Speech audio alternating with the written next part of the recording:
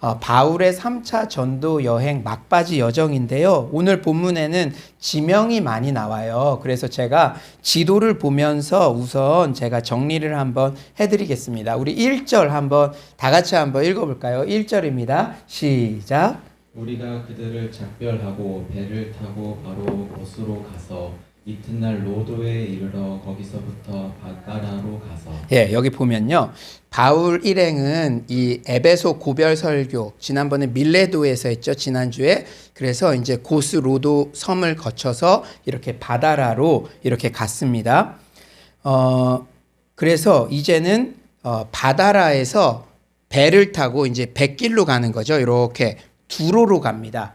그래서 3차 전도 여행의 최종 목적지는 예루살렘이잖아요. 그래서 이런 일정으로 이렇게 가게 된다는 것이죠. 우리 3절도 한번 읽어볼까요? 우리 3절 다 같이 한번 읽어보겠습니다. 3절 시작.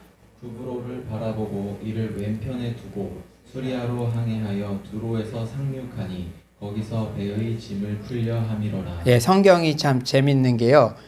이렇게 보시면은 이 구브로를 바라보고 왼편에 뒀다 그랬잖아요. 그러니까 이게 배가 이렇게 하면은 왼쪽 편에 지금 구브로 섬이 있다는 것이죠. 그래서 위험 수역을 피해서 구브로 섬 남쪽으로 항로를 잡고 두로로 직행했습니다. 그런데 왜 그럼 예루살렘으로 직접 가지 않고 두로에 먼저 갔냐? 두로에 물건 하역할 수 있는 그런 데가 있었기 때문이에요. 그러니까 물건은 두로에서 이제 내려야 되니까. 두로에서 바울은 제자들을 찾아서 7일을 머물어요. 바닷가에서 제자들과 바울 일행이 이별을 아쉬워하며 무릎을 꿇고 같이 기도합니다. 제가요, 지난주에도 밀레도 고별 설교잖아요. 에베소 고별 설교. 오늘도 헤어지는 장면이에요. 그래서 내가 공동체를 떠날 때 어떨까? 그런 것들을 많이 좀 생각하게 되더라고요. 여러분, 한 사람의 인생은 장례식장에서 그 성적표가 결정된다. 그런 말이 있듯이 지금 여기 보니까 이 바닷가에서 이 성도들이요, 바울과의 이별을 아쉬워하면서 무릎을 꿇고 같이 지금 기도하고 있다는 거예요. 이제 다시는 바울 못 만나니까. 예루살렘 가면 고통스러울 걸 아니까. 과연 내가 떠날 때 어떨까? 제가 만약에 뭐 중국으로 가거나 그렇게 될 때 어떨까? 이런 생각을 하면은 참 오늘 본문이 조금은 무겁게 저에게 다가옵니다. 그리고 이후 배를 타고 이 돌레마이에 도착을 해요. 우리 7절도 한번 읽어볼까요? 7절입니다. 시작. 두로를 떠나 항해를 다 마치고 돌레마이에 이르러 형제들에게 안부를 묻고 그들과 함께 하루를 있다가. 예, 이 돌레마이에서도 형제의 안부를 묻고 그들과 하루를 같이 지내죠. 이제 배를 타고 가이사랴에 이제 도착을 합니다. 그곳에서는 7 집사 중 하나인 전도자 빌립의 집에 여러 날 머물러요. 우리 8절도 한번 읽어볼까요? 8절 시작.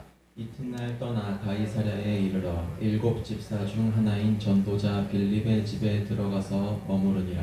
예, 그런데 이 예루살렘으로 돌아가는 바울의 3차 전도 여행 막바지 여정에 두 가지 내용이 두드러지게 보입니다. 첫 번째는 뭐냐면요. 교회 및 신자들의 광범위한 연락망이 로마 제국 전역에서 이미 형성되고 있다는 점이에요. 그때 핸드폰도 없었잖아요. 그런데 바울이 가는 곳마다 교회가 있었고 그들이 바울 일행을 환대하고 숙소도 제공하고 그러고 있죠. 그러니까 1, 2, 3차 전도 여행을 통해서 이렇게 전역마다 교회들이 생겼고 그들이 서로 이렇게 연락을 주고받고 있었다는 것을 알 수가 있죠. 그리고 두 번째는 가는 곳마다 제자들이 바울의 예루살렘행을 말리고 있어요. 먼저 두로의 제자들 4절 하반절을 보니까 예루살렘에 들어가지 말라 하더라. 다음으로 가이사랴 빌립의 집에 왔던 사람들 12절 하반절을 보니까요. 바울에게 예루살렘으로 올라가지 말라 권하니. 참으로 난감한 상황이에요. 더욱 혼란스러운 것은 예루살렘에 대한 바울과 제자들의 입장이 이렇게 다른데 두 부류 다 성령의 인도하심이라고 표현하고 있다는 점이에요. 그러니까 제가 중국에 다시 가야 됩니다. 성령의 감동으로. 저는 그렇게 말하고 있는데 여러분들은 가시면 안 돼요. 성령님의 감동을 받아서 목사님 가시면 안 돼요. 지금 이러고 있는 상황이라는 거예요. 바울의 고백을 먼저 들어볼까요? 사도행전 20장 22절이죠. 보라, 이제 나는 성령에 매여 예루살렘으로 가는데, 뭐에 매여서 예루살렘으로 간다고요? 성령에 매여.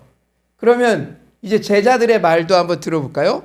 그 제자들이 성령의 감동으로 바울더러 예루살렘에 들어가지 말라 하더라. 뭐의 감동으로? 성령의 감동. 어쩌라는 거예요 지금? 여러분, 이 간격을 어떻게 해소할 수 있을까요? 여러분은 중요한 문제가 있을 때 주변의 멘토들에게 많이 상의하는 편인가요? 아니면 주변에 묻기보다는 스스로 결정하는 편인가요? 오늘 설교의 부제가 이 조언이 상충될 때예요.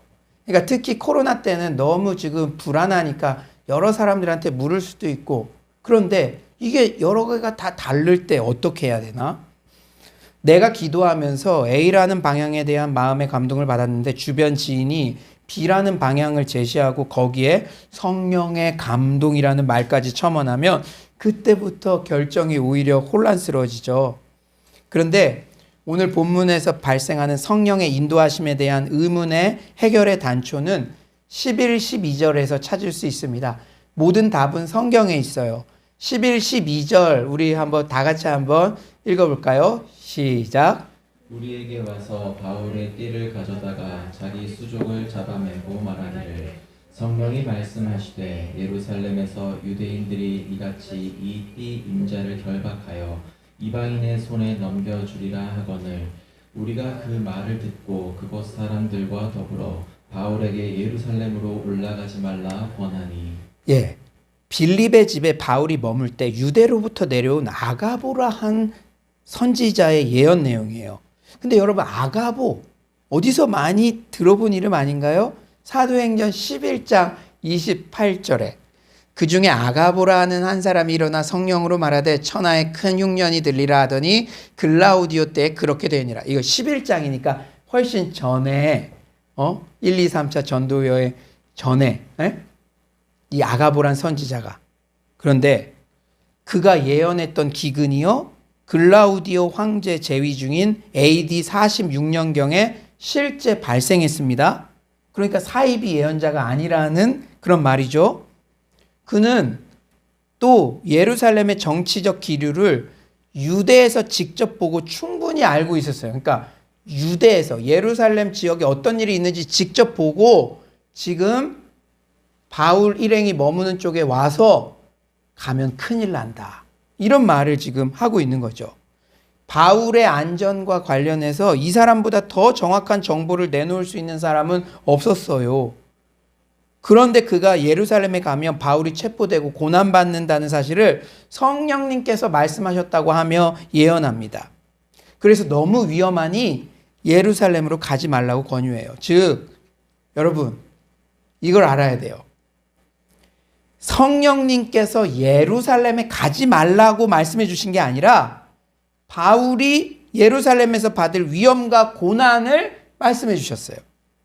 그러니 바울의 제자들과 아가보 등 주변 사람들은 바울을 아끼는 입장에서 예루살렘의 위험이 기다리고 있으니 그리로 가지 말라고 권유한 겁니다. 이제 그 차이를 아시겠죠? 제가 성령의 감독으로 이제 중국 다시 들어가야 됩니다 그랬을 때 여러분들도 기도하다가 성령의 감동으로 조우현 목사님이 중국 다시 가면 고통스러운 상황이 전개될 거를 감동을 받은 거예요. 그러니 여러분은 저를 아끼잖아요. 지금 영준이 영민이도 있고 지금 앞길이 창창하신데 가시면 안 됩니다. 그렇게 지금 말리고 있는 그런 상황입니다. 우리 인성에도 이런 경험 한두 번 다 있죠. 여러분들도 신앙 때문에 좁은 길을 걸어갈 때 주변에서 이해받지 못했지만, 저 또한 은행을 정리하고 중국 평신도 선교사로 나가려고 결정할 때 가족, 지인 등 대부분의 사람들이 저의 미래를 걱정하여 대부분 다 말렸습니다. 바울 또한 주변에서 예루살렘행을 다 만류했지만 내주하시는 성령님의 강건하심을 떨칠 수가 없었어요. 그래서 13절 이렇게 고백하죠. 우리 13절 다 같이 한번 읽어볼까요? 13절 시작. 바울이 대답하되 여러분이 어찌하여 울어 내 마음을 상하게 하느냐. 나는 주 예수의 이름을 위하여 결박당할 뿐 아니라 예루살렘에서 죽을 것도 각오하였노라 하니. 와, 역시 바울이 바울했어요. 여러분, 사람들이요, 너 결박당할 거야, 고난당할 거야. 그러니까 나는 그것뿐 아니라 죽을 것까지 각오하고 가. 슬퍼하지 마. 이런 얘기예요. 근데 여러분, 바울의 심정이 어땠을까요? 바울도 우리와 똑같은 성정을 가진 인간인데 예고된 고난을 반길 사람이 이 세상에 어디 있겠습니까? 제가 진짜 바울의 입장이 되어봤어요. 저도 목회하면서 이런 결정들을 많이 하거든요. 사람들은 그거 좀 힘듭니다. 너무 힘든 곳에 왜 그렇게? 그러나 인생 가운데 그런 결정들을 해서 여기까지 왔어요. 그때 내 입장, 이 바울과 함께 오버랩해서 생각해 보니까 여러분, 여기 앞에 서 있는 저도 그렇고요. 우리들도요. 예고된 고난을 반길 사람은 아무도 없습니다.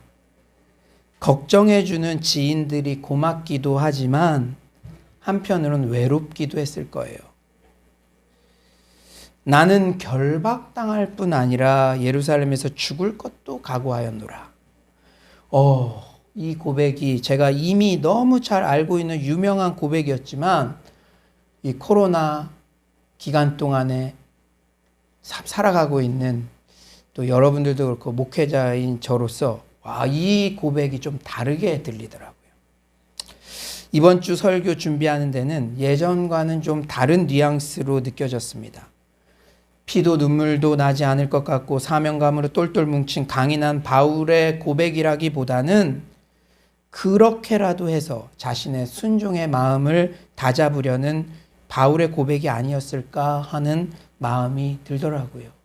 어떤 펜싱 선수가 불리해지니까 나 할 수 있어, 할 수 있어 스스로 했듯이 바울도 우리와 성정이 같으니까 이렇게 가면 고난받을 게 뻔하니까 스스로에게 혹시 나는 죽을 것도 각오하였다. 척 스윈돌 목사님은 당시 바울의 마음을 이렇게 묘사했어요. 한번 잘 들어보세요.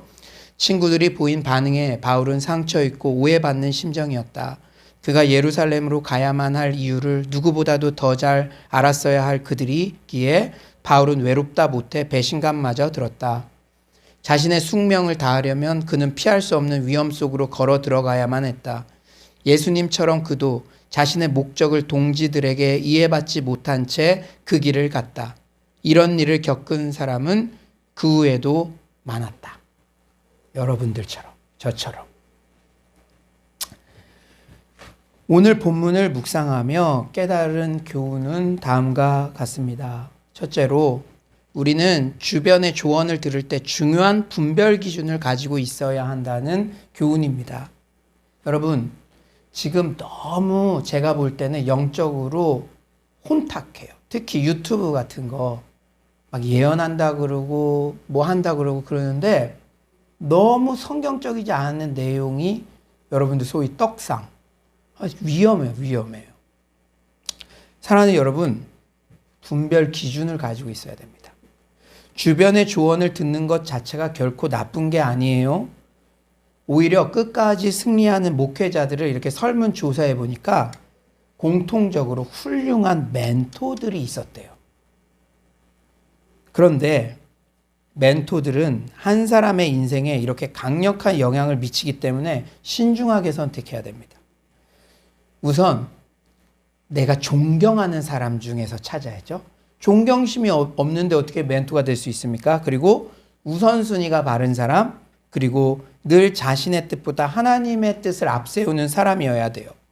신앙생활에 경륜이 있고 성경을 잘 알며 기독교 공동체에서는 물론 비신자들 사이에서도 평판이 좋아야 합니다. 이건 인격에 대한 것이니까. 교회 안에서는 포장은 누구나 다 할 수 있으니까 멘토로 삼을 만한 그 분은 이 불신자들 사이에서도 평판이 좋은 그런 사람이어야 돼요. 영적 멘토의 역할은 막중한 만큼 절대로 멘토를 가볍게 골라서는 안 됩니다. 이 프란시스 드 살레라는 영성가는 이 부분에서 테레사의 말을 인용해요. 아빌라의 테레사는 그러므로 1000명 중에 한 명을 고르라고 말했다. 하지만 나는 10,000명 중에 한 명을 고르라고 말하고 싶다. 이 직분을 감당할 만한 사람이 생각보다 적기 때문이다. 그는, 여러분 이게 중요합니다. 사랑과 학식과 지혜의 사람이라야 한다. 아무리 학식, 지혜, 옳은 말 하는 것 같아도 사랑이 없으면. 여러분 그런데 유튜브에 떡상한 그 사람은 인격적으로 그 사람이 사랑의 관계에 있는 사람입니까? 위험한 거라. 사랑과 학식과 지혜의 사람이라야 한다. 이 세 가지 자질 중 하나라도 없으면 위험하다. 사랑하는 여러분, 또한 아무리 훌륭한 멘토라도 그 조언이 틀릴 수도 있음을 인정해야 돼요. 어느 조직의 간부라든지 사장님이라든지 또 여러분들 각자의 영역에서 이제 중년 이상이 되면 후배들이 많이 묻잖아요. 그런데 여러분들이 했던 조언이 다 맞았습니까? 아니잖아요. 여러분들이 했던 조언도 때로는 좀 내가 무리했구나. 내가 좀 편향됐구나. 그런 거 우리 인생 가운데도 깨닫게 되잖아요. 그러니 우리가 누군가에게 조언을 구해도 아무리 훌륭한 멘토라도 틀릴 수도 있다는 것을 인정해야 돼요.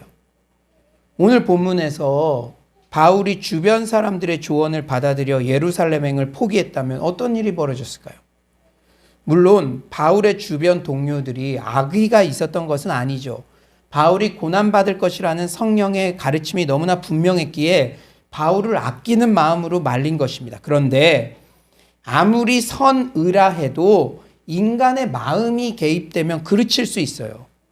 그렇게 대단한 성령 충만한 사역자라 하더라도 자녀 문제만큼은 어쩔 수 없고 균형감을 잃을 수 있는 게 다 그런 이유겠죠. 제가 얼마 전 고 조용기 목사님 새롭게 하소서 간증 그거 들었는데요.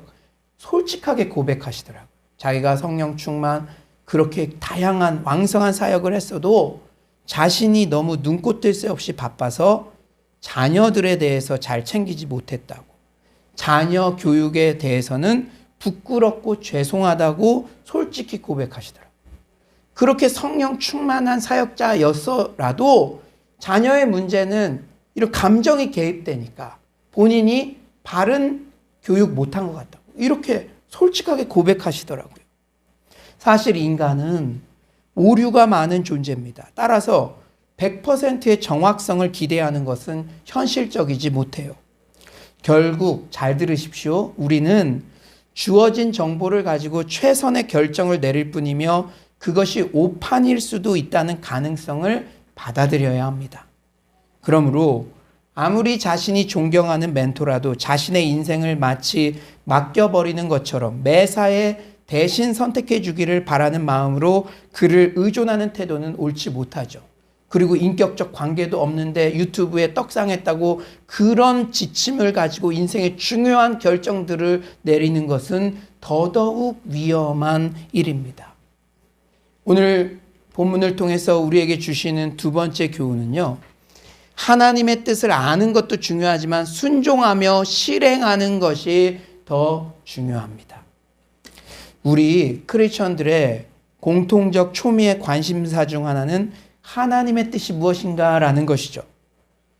우리는 하나님 뜻대로 살고 싶으니까 종종 구약시대처럼 직접 말씀해 주시면 얼마나 좋을까 부러워하기도 합니다. 너 이 직장 가. 너 저 남자 만나. 분명하게 말씀해 주시면 얼마나 좋을까. 여호수아 6장 2절이죠. 여호수아 6장 2절. 우리 한번 다 같이 한번 읽어볼까요? 여호수아 6장 2절입니다. 시작.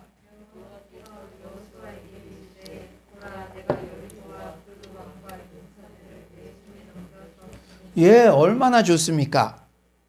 야, 가. 내가 다 넘겨줬어. 우리도 그럴 때 있잖아요. 저도 목회하다 보면은 그럴 때 있어요. 이렇게 구약 때처럼 딱딱딱딱 알려주시면 얼마나 좋을까. 그런데 신약 시대는요. 여러분 지금 신약 통독 요한복음까지 왔는데요. 신약 성경 보십시오. 그런 직접 명령은 드뭅니다. 왜 그런지 아세요? 성령의 법. 새 언약의 삶의 방식은 다르기 때문이에요. 예레미야 31장 33절도 한번 너무나 중요한 말씀이에요. 우리 다 같이 한번 읽어볼까요? 시작.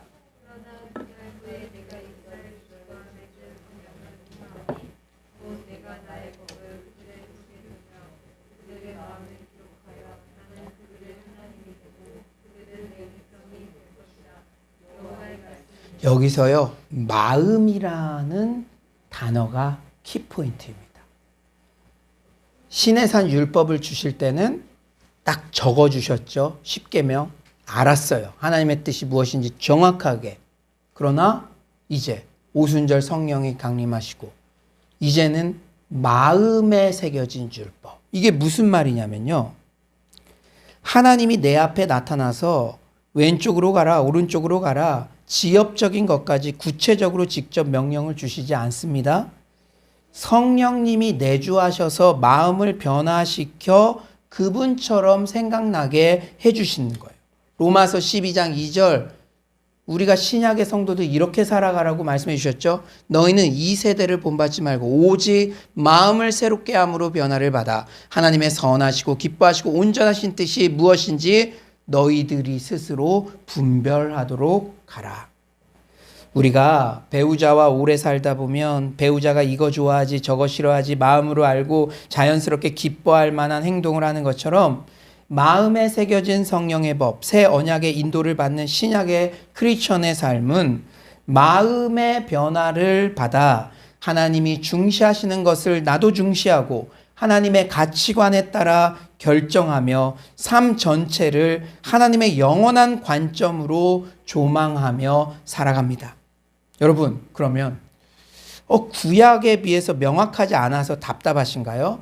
그래서 순종하기 힘듭니까? 나 이 남자랑 결혼해 하면 진짜 하나님 뜻 딱 순종해서 할 것 같은데 명확하지 않아서 힘들어요. 그렇다면 제가 질문 하나 드려볼게요. 명확하게 알려주면 우리는 그대로 살까요? 오늘 예배 마치는데 합심기도 하는데 음성 들려있어요. 너 아프리카로 선교 떠나라. 명확하게 알려주시면 순종하기 쉬울까요? 우리 신앙의 선배들, 이스라엘 백성들, 구약시대 이스라엘 백성들, 십계명의 하나님의 뜻을 그렇게 명확하게 새겨서 주기까지 했는데도 잘 지켰나요? 명확해서? 오히려 타락상만 더욱 적나라하게 드러냈죠. 그런 면에서 직접 계시냐 간접 계시냐 무엇이 진짜 하나님의 뜻이냐를 정확하게 분별하는 것도 중요하지만 하나님께서 허용하신 자유의지 안에서 자신이 발견한 하나님의 뜻에 어떻게든 작은 것부터 순종하며 살아가느냐가 더 중요합니다. 저는 평신도 선교 중국에 나가서 이거를 크게 배웠어요. 저의 멘토 선교사님, 그날 큐티하면 무조건 순종한다. 그날 큐티하면서 받은 깨달음은 무조건 순종한다. 그러니까 주변 사람들이 비판도 했어요. 그렇게 불도저식으로 행동 중심으로 좀 하나님 뜻 막 자기 맘대로 하면 어떻게 해요? 그런데 그분이 이렇게 대답하시더라고요. 우연아, 너 지난 한 달 동안 하나님의 뜻이라고 생각하고 실제 순종한 게 몇 가지다 돼? 내가 큐티하면서 10가지 하나님 뜻이라고 발견하고 다 순종했는데 2개는 미숙해서 내가 오해했다 쳐봐. 8개는 순종했잖아. 근데 내가 보기에 지금 많은 청년들, 많은 크리스천들이 하나님 뜻 분별한다고 주저앉아 있지만 1년이 지나도 5년이 지나도 10년이 지나도 하나도 실제 순종하지 않는 모습들이 너무 많아 내가 마음이 아파. 선교사로 헌신했지만 실제 그 나라에 간 사람은 5%도 되지 않아. 사랑하는 여러분, 하나님의 뜻 분별한다고 선택 장애처럼 아무것도 하지 못한 채 우유부단하게 기다리지만 말고 정해진 시간 안에 가장 잘 분별하여 주님을 신뢰하는 마음으로 실행합시다. 설령 크고 작은 실수가 있어도 동기가 순수하면 하나님께서는 그 상황까지도 합력하여 우리의 선을 이루시는 줄 믿습니다. 여러분, 신앙의 재미는 언제 생기는 줄 알아요? 오늘도 이런 설교 말씀을 듣잖아요. 그것을 하나라도 실천할 때, 실행할 때, 그것대로 이루어질 때 신앙의 묘미가 생기는 줄 믿습니다. 저도요, 금요철에 하면서 최근에 응답받은 것들이 많아요. 말씀을 전하면서 저도 하나님 이런 뜻 주셨으니까 제가 무조건 순종하겠습니다. 그런데 그런 일들이 때로는 저도 믿음이 연약해서 기드온처럼 이런 증거를 보여주시면 하나님의 뜻인 줄 알고 순종하겠습니다. 그런데 순종했더니 진짜 그 길들을 열어가시는 것들을 제가 보게 됩니다. 이 한시 예배도요, 순종의 발걸음이잖아요. 그런데 지금 이렇게 새 가족들이 오고 지금 그 열매들을 여러분들이 보고 있지 않습니까? 이것이 신앙의 묘미이고 신앙의 재미이고 성장의 원천인 줄 믿습니다. 오늘 설교 말씀 들으시는데요, 진짜 한번 살아보세요. 적용해 보세요. 하나님의 뜻 이걸까 저걸까 잠시 고민하는 시간들을 좀 내려놓고 하나님 믿잖아요. 혹 내가 미숙하더라도 동기의 순수성, 하나님과 교회를 위해서 내가 했다면 하나님께서 결국은 합력하여 선을 이루어 가실 줄 믿습니다. 저는 요새 너무 감사한 게 우리 새가족들 중에 우리 청소년부나 청년부나 또 우리 다음 세대나 이렇게 케어해 주시는 분들이 있잖아요. 그런 순종의 발걸음, 순종하는 거 쉽지 않습니다. 그러나 순종의 발걸음을 내디딜 때 물떠온 하인만이 그 누릴 수 있는 그 신앙의 비밀, 그 열매들, 그 간증들을 풍성히 누리게 될 줄 믿습니다. 이제 말씀을 정리하겠어요. 제가 오늘 본문을 묵상하며 또 다른 질문이 떠오르더라고요. 여러분, 어차피 바울은요, 예루살렘에 가면 죽도록 고생하게 되어 있습니다. 그런데 성령님께서는 왜 바울의 고통을 왜 그렇게 미리 여러 사람을 통해서 반복해서 알려주시는 것일까요? 여러분 인생을 살아왔지만 과연 미리 알고 당하는 고통, 갑작스럽게 받는 고통 중 무엇이 더 고통스러울까요? 하나님이 선교 나가면 1년째는 이런 고통이 있어, 2년째는 이런 고통이 있어, 5년째는, 10년째는 목회와 특히 우리 사모들, 너가 사모의 역할을 감당하면 1년째는 이런 어려움이 있어, 5년째는 이런 어려움이 있어, 10년째는 이런 어려움이 있어, 20년째는 이런 어려움이 있어, 논문식으로 그거 다 써서 보여주고 그 길 갈 거야 하면 제 생각엔 nobody. 사랑하는 여러분, 과연 미리 알고 당하는 고통, 갑작스럽게 받는 고통 중 무엇이 더 고통스러울까요? 예루살렘행에 대한 고통이 미리 여러 차례 예견되면 당황하지 않고 그 고통을 맞이할 수 있다는 장점은 있습니다.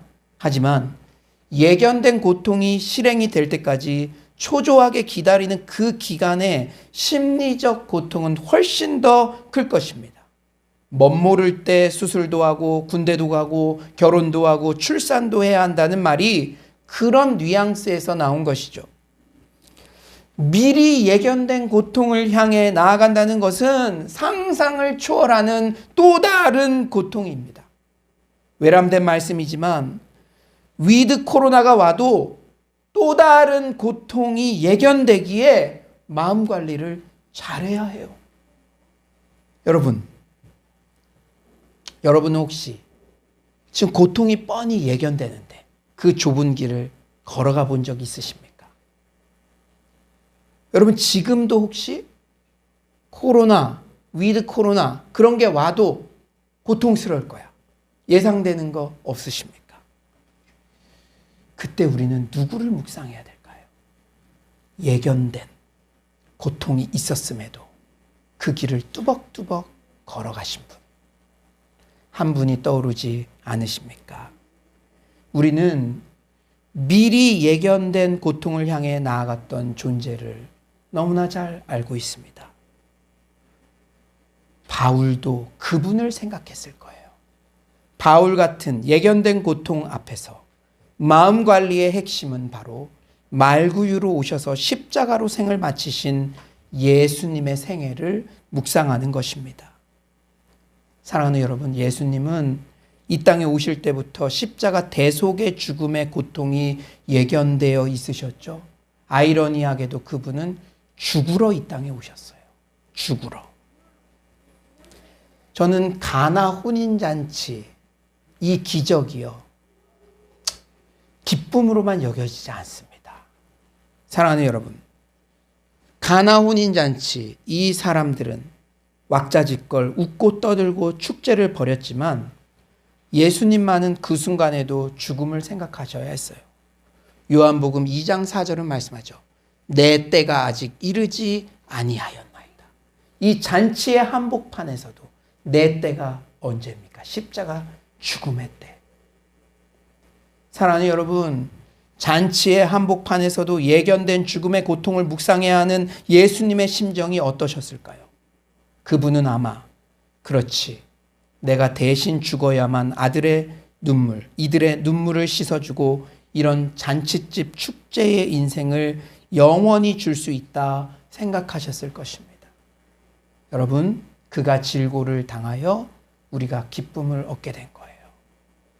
우리가 당할 슬픔을 그 잔치의 한복판에서도 그가 당하셨기에 멋모르는 우리는 해맑게 잔치집에 동참할 수 있었던 것입니다.